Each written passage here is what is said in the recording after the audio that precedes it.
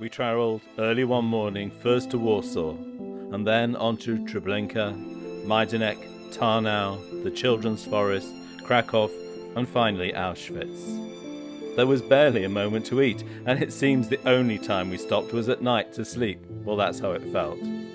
But that was nothing compared to the lives of those who had been liquidated, as was about to become all too clear. This is the story of a journey to Poland and its impact on those who I journeyed with.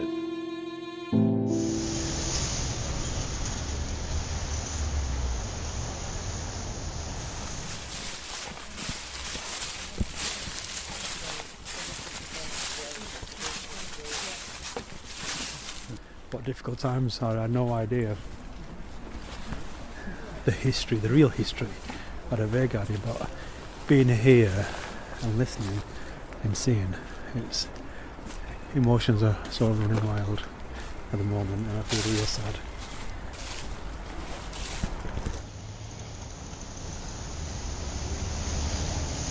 You just come out of Warsaw and we're now stopped at Treblinka.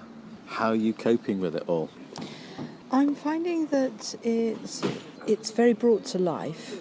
I knew a lot of the history before I came, but it's almost like we're walking in the footsteps of the people that we're hearing about. We're now standing at the entrance to a most horrific place called Treblinka. You can see that we're in a forest, it's very beautiful.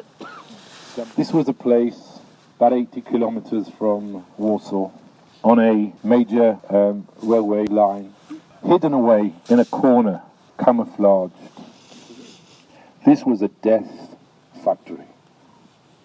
Perhaps for the first time in the history of mankind, here was created not a factory of creation, but a factory of destruction.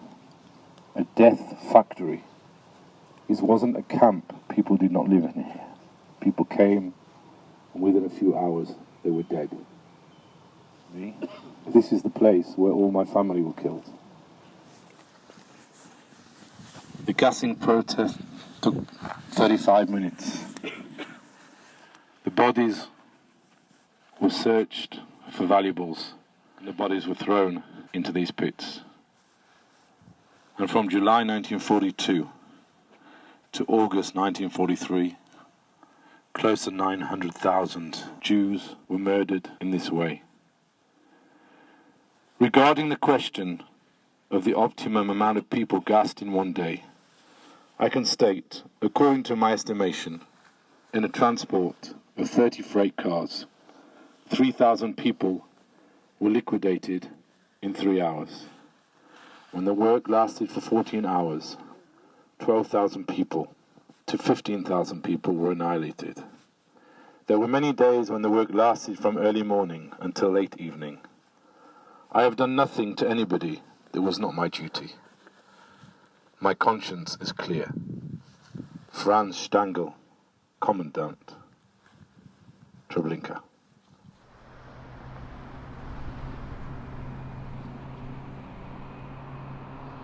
My name is Tom Ross. I am the current mayor of Trafford, which is in Greater Manchester. This is a trip I've wanted to do for at least 10 to 15 years now.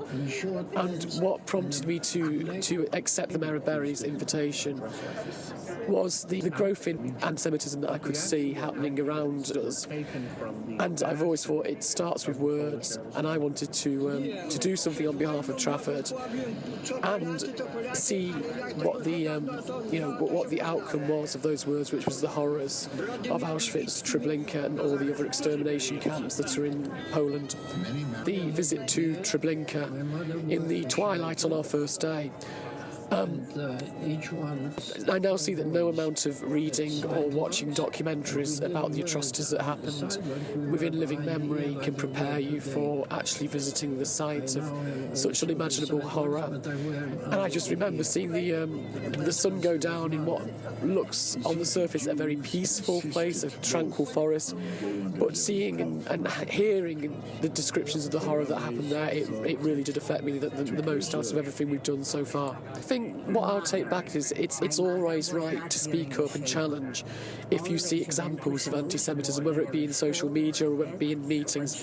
It is always the right thing to do, is to stand up and challenge it, and this trip has absolutely reinforced that. And as it is just seeing the horrors of what can happen when hate speech goes unchecked. It's unimaginable, and I certainly will be challenging any hate speech that I come across in future a lot more, and with a lot more confidence than I have done. You must know that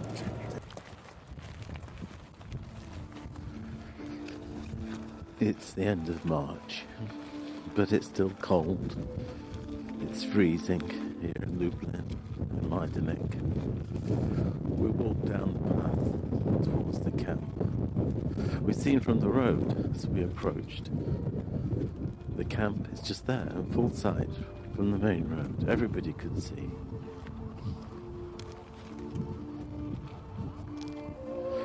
The wind whips between your legs into your face. We're in our coats, we're warm,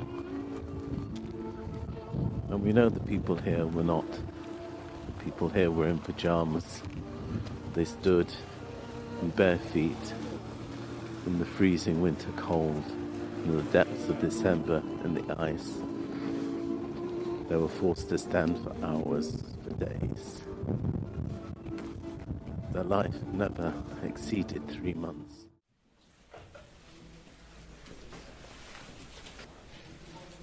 The Jews are brought into this building, and the first station is where they're derobed. Groups of 20, 30 at a time stand naked here. The barbers shave their heads. You're standing here without your belongings, without your clothes. Sisters didn't recognize each other. Close friends didn't recognize each other. In some of the gas chambers afterwards, there was another room, which is a shower. Jews were showered, sometimes with freezing cold water, sometimes with scorching hot water. The Nazis thought by showering the Jews with scorching hot water, it increases the circulation of the blood and makes the gassing process quicker. And now we step right inside.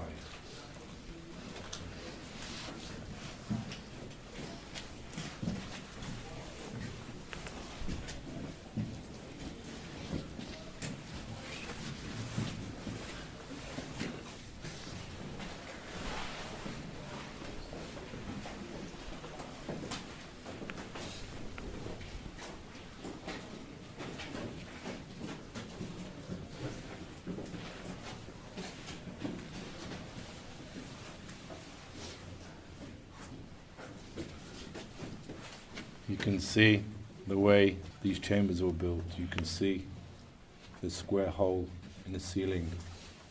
Here in Majdanek, Cyclone B were used for the gassing, put in through the central opening in the chamber. Shema Yisrael, Adonai Eloheinu, Adonai Echad. ואהבת את אדוני אלוהיך בכל לבבך ובכל נפשך ובכל מאודך. והיו הדברים האלה אשר אנוכי מצווך היום על לבביך. ושיננתם לבניך ודיברת בם בשבתך בביתך ובלכתך בדרך ובשוכבך ובקומך. וקשרתם לאות על ידיך והיו לטוטפות בין עיניך, וכתבתם על מזוזות ביתך ובשעריך.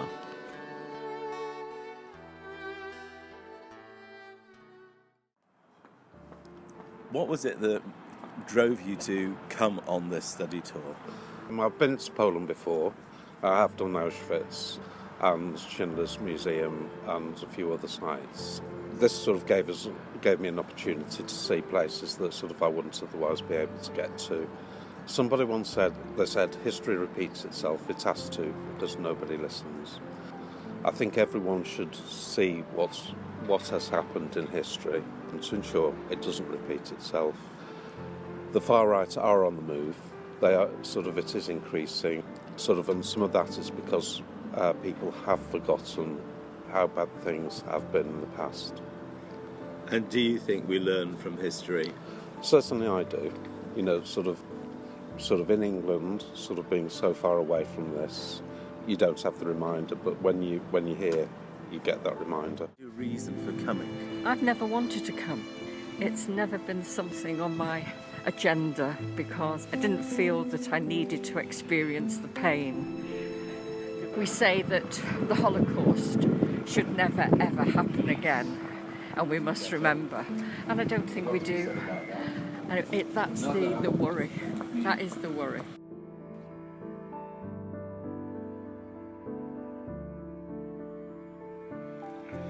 Yeah, so there we go.